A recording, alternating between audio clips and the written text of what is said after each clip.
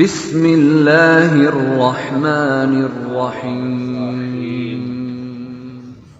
الحمد للہ رب العالمین الصلاة والسلام علی رسولہ الکریم وعلی آلہ الطیبین الطاہرین المعصومین ولعنت اللہ علی اعدائہم اجمعین اما بعد فقد قال اللہ سبحانہ وتعالی بسم اللہ الرحمن الرحیم یا ایہا الناس اعبدوا ربکم الذی خلقکم والذین من قبلکم لعلکم تتقون صلوات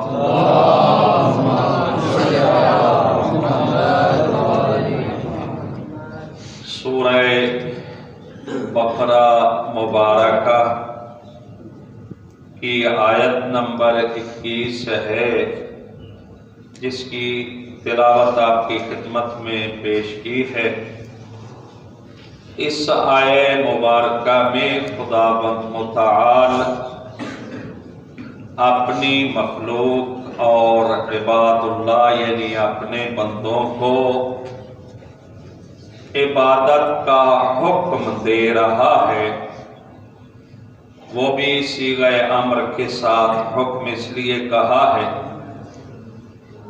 اور پھر یا ایھا الناس، خداوند متعال نے خطاب کو عام رکھا ہے، اے لوگو، یعنی یہ نہیں کہا اے مؤمنین اے مسلمین، بلکہ خطاب کا دائرہ عام کرتے ہوئے فرمایا یا ایھا الناس، اے لوگو، اور اس طرح کا خطاب ان الفاظ کے ساتھ قرآن مجید میں اس تعبیر کے ساتھ 20 بار آیا ہے، یعنی یا ایھا الناس کا خطاب 20 بار قرآن مجید میں اللہ نے اس طرح سے خطاب عام فرمایا ہے۔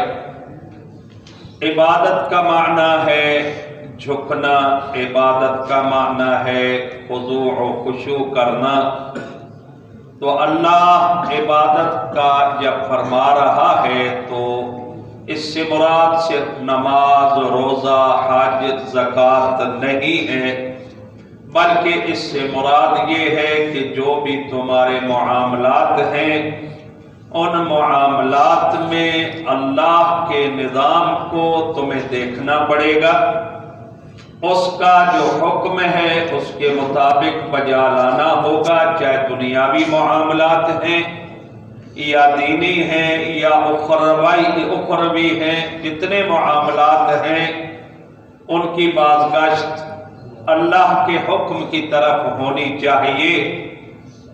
آپ جانتے ہیں تقریباً اکثر حضرات کے اس سورہ مبارکہ سورہ بقرہ میں اس آیت سے پہلے 3 گروہ ایسے ہیں جن کا ذکر کیا گیا ہے۔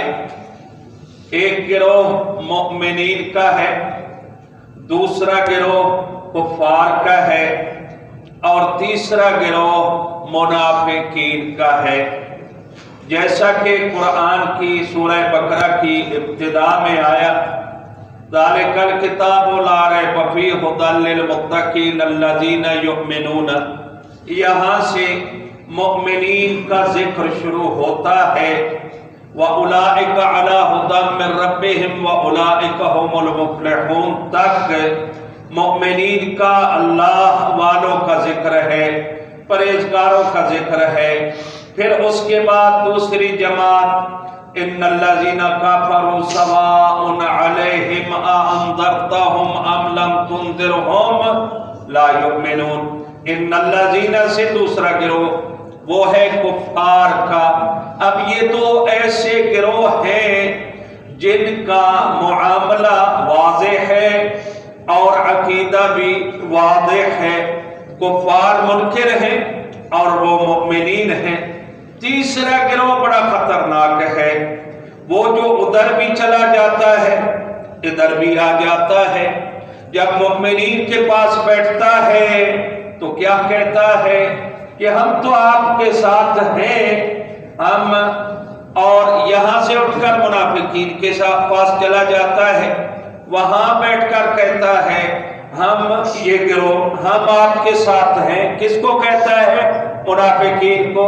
مومنین سے تو ہم مذاق کرتے ہیں، مسخرہ کرتے ہیں، ویسے ہی ان کے ساتھ بیٹھنا اٹھنا ہے اور ایسے ہی کہتے ہیں۔ سب سے پہلی بات تو ہے یہ جھوٹا ہے، کہتے ہیں ادھر اور بات ادھر اور بات۔ دوسرا منافق ہے، اور قرآن نے فرمایا ان المنافقین فی درک الاسفل، منافقین جو ہیں جہنم کے بدترین طبقہ میں ہوں گے۔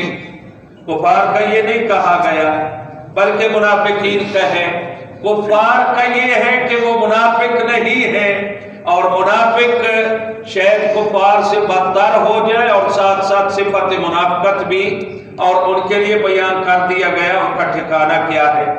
مومنین کی علامات آپ جانتے ہیں، نماز قائم کرتے ہیں، غیب بھی ایمان رکھتے ہیں، جو کچھ اللہ نے نازل کیا ہے اس پہ ایمان ہے، اور جو رسول سے پہلے انبیاء کی طرف نازل ہوا اس پہ بھی ایمان ہے، اور اصل بات یہ ہے وَهُمْ بِالْآخِرَةِ يُوقِنُونَ، اور وہ آخرت پر یقین رکھتے ہیں، ان کو قیامت کے بارے میں کبھی شک نہیں ہوا، حساب و کتاب کے بارے میں کبھی شک نہیں ہوا۔ کافر کون ہے؟ ختم اللہ علی قلوبہم وعلی سمعہم وعلی ابصارہم غشاوۃ ولہم عذاب علیم۔ اللہ نے ان کے ختم اللہ علی قلوبہم، دلوں پر مہر لگا دی ہے، ان کے کان بھی بند ہو چکے ہیں، آنکھوں پر پردہ چڑھ چکا ہے۔ یہ نہیں ہے کہ اللہ نے کوئی لوہے کی مہر رکھ دی ہے، بلکہ ہدایت کی توفیق خالق نے سلب کر لی ہے۔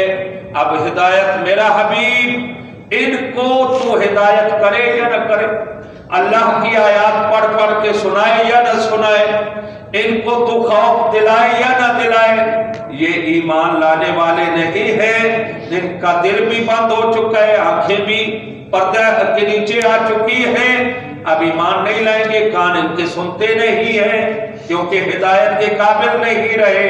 اب ان کے لیے ایک ہی چیز ہے، عذاب علیم، دردناک عذاب ہے۔ اور کفار کے ساتھ تو خالق کائنات نے کیا فرمایا؟ یہ ایسے ہیں، یہ سمجھ رہے ہیں کہ ہم اللہ کو دھوکہ دیتے ہیں، اللہ والوں کو دھوکہ دیتے ہیں، جبکہ یہ اپنے آپ کو دھوکہ دے رہے ہیں، اور ان کو اس بات کا شعور ہی نہیں ہے۔ یہ تین طبقے اللہ نے سورہ بقرہ کی ابتدا میں بیان کر دیے۔ اب جو پرہیزگاروں کا، مومنین کا طبقہ ہے، ان کو اللہ نے آرڈر دینا شروع کر دیا۔ اب تم دین کے دائرہ میں آ چکے ہو، اب جیسے آپ کسی ملک میں چلے جائیں، جب تک آپ اس ملک سے باہر ہیں اس ملک کا کوئی قانون آپ پہ لاگو نہیں ہو سکتا ہے، کیونکہ آپ وہاں ہیں ہی نہیں۔ جیسے ہی آپ انٹر ہوئے وہاں کے قوانین پہ عمل کرنا آپ کے لیے ضروری ہے، نہیں تو آپ پکڑے جائیں گے، آپ کو سزا دی جائے گی۔ خالق فرما رہا ہے اب تم دائرہ دین میں آ گئے، چار دیواری جو حدود ہے دین کی ان کے اندر آ گئے، اب ان کی پاسداری بھی کرنا ہوگی، جو اسلام کا قانون ہے اس پہ عمل کرنا ہوگا۔ اللہ کو ماننے کا مطلب کیا ہے؟ اس پہ عمل کرنا ہوگا۔ خالق فرما رہا ہے یا ایھا الناس اعبدوا ربکم الذی، آپ کو پتہ ہے نا جب کوئی بچہ شرارتی ہو جائے گھر میں، مثال کے طور پہ تو کسی بڑے آدمی کا بچہ ہے نا، یا کسی سید کا ہے، ملک کا ہے، چودھری کا ہے، امان کا ہے، بلوچ کا ہے، تو وہ کیا بچے کو کہتے ہیں؟ بیٹا آپ غلط جا رہے ہیں، آپ کو دیکھنا چاہیے آپ کا تعلق کس سے ہے۔ آپ میرے بیٹے ہیں، ملک صاحب کے بیٹے ہیں، سید صاحب کے بیٹے ہیں، چودھری کے بیٹے ہیں، اس کو بڑی بڑی چیزیں جو اس پہ نعمات ہیں وہ یاد دلائی جاتی ہیں۔ تو ایسا ہے تو ویسا ہے، اس کو یاد دلائی جاتی ہے۔ خالق بھی فرما رہا ہے میرا بندہ تجھے میری عبادت کرنی ہوگی، یا ایھا الناس اعبدوا، یہ فعل امر ہے، تمہیں عبادت کرنی ہوگی اور یہ لازم ہے۔ اس کی عبادت خالق یاد دلا رہا ہے، الذی خلقکم، تجھے یاد رکھنا چاہیے تیرا کوئی خالق ہے جس نے تجھے پیدا کیا ہے، اس پیدا کرنے والے کے سامنے تجھے سر تسلیم خم کرنا ہوگا، اس کی عبادت کرنی ہوگی۔